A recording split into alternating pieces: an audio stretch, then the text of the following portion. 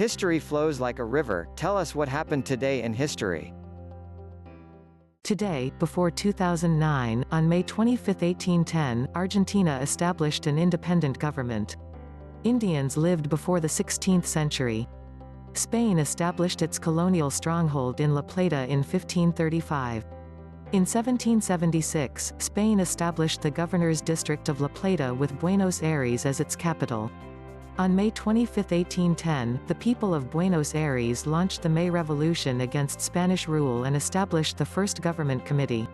Since 1812, the Argentine people, under the leadership of national hero Saint Martin, launched a large-scale armed struggle against the Spanish colonial army, and finally declared independence on 9 July 1816. In 1853, the first constitution was enacted, the Federal Republic was established, and Urquiza was elected as the first president. Bartolomé Mitterrey served as president in 1862, ending the long-term division and unrest after independence. Since the 1930s, there has been a situation of alternation of military and literati in power.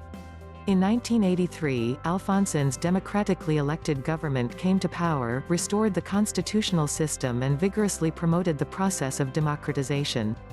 On April 2, 1982, the Malvinas Islands War broke out between Argentina and Britain because of the sovereignty of the Malvinas Islands. On June 14, 1982, the British defeated the Arab Army and continued to occupy the Malvinas Islands. Today, 58 years ago, on May 25, 1961, the first manned space flight in the United States was successful. On May 25, with the success of the first manned space flight in the United States, President Kennedy asked Congress to approve a plan to send a man to the moon.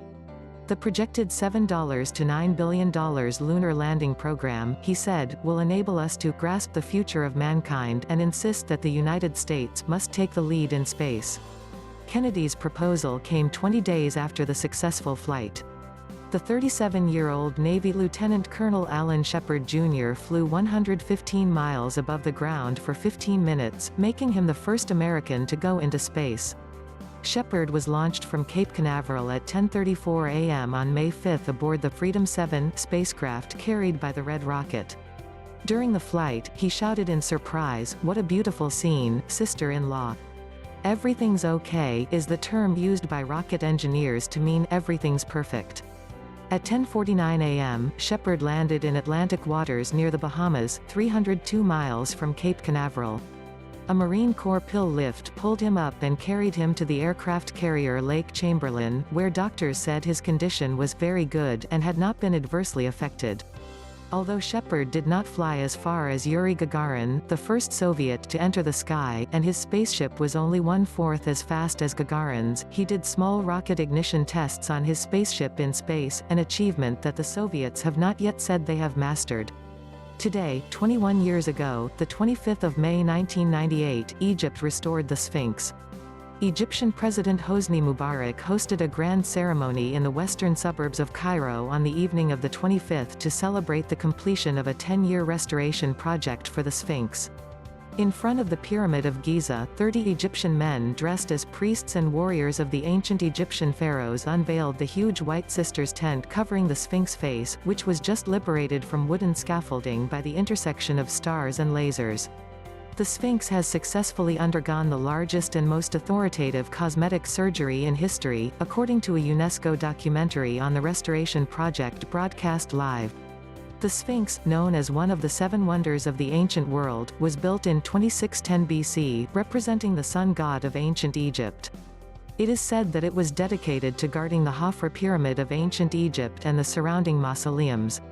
Due to natural factors such as sunshine and wind and sand, the chest, neck and left foreleg of the statue were severely eroded.